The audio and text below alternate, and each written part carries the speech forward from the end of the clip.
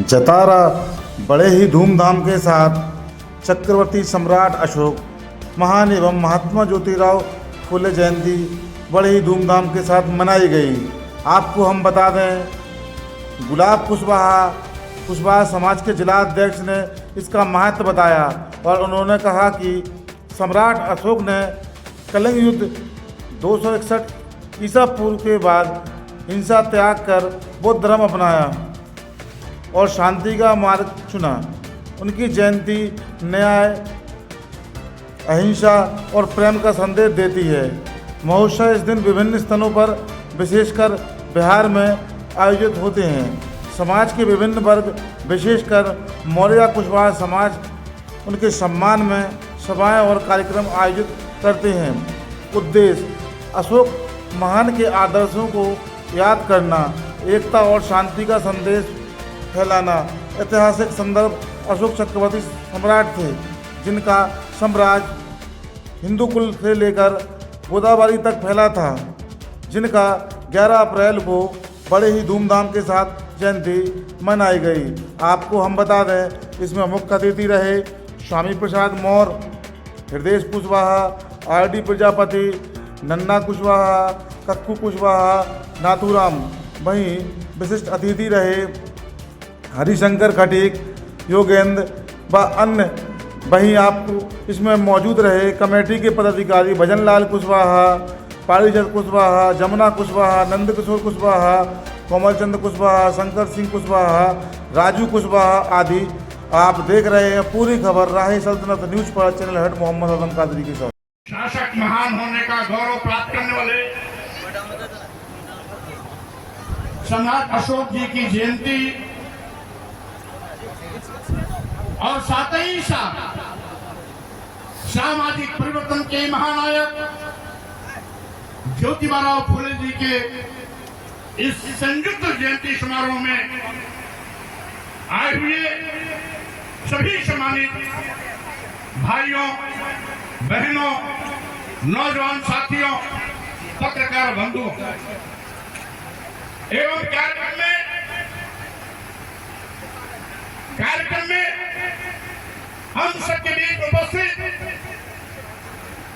उत्तर प्रदेश में कई बार मंत्री रहे, आपके पड़ोस से भी, मऊरानीपुर से भी विधायक रहे भाई भगवती प्रसाद सागर जी, हमारे दूसरे राष्ट्रीय उपाध्यक्ष भाई करण सिंह मोदी जी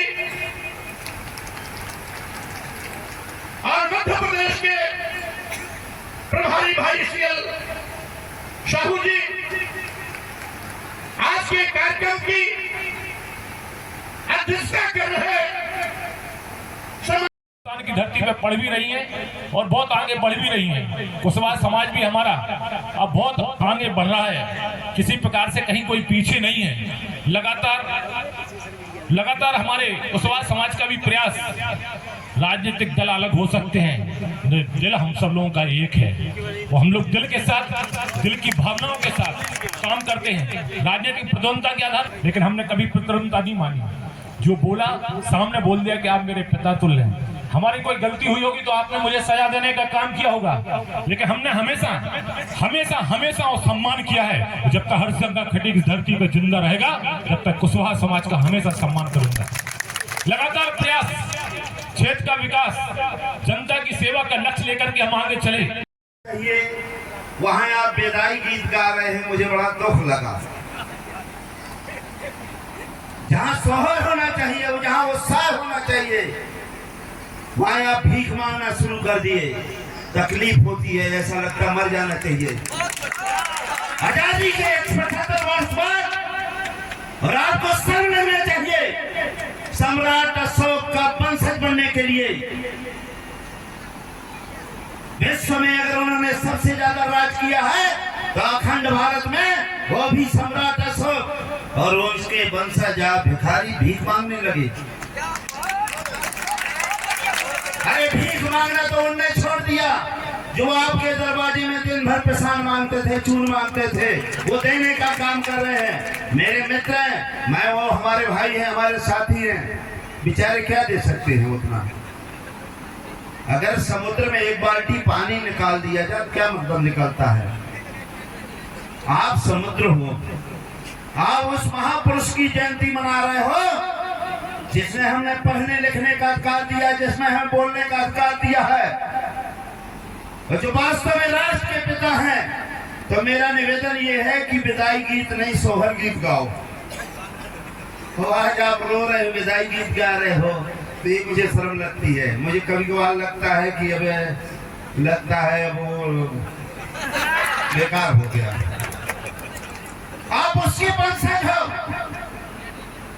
जिसको विश्व कांपता था, विश्व, अखंड भारत के और कांसीराम साहब के बाद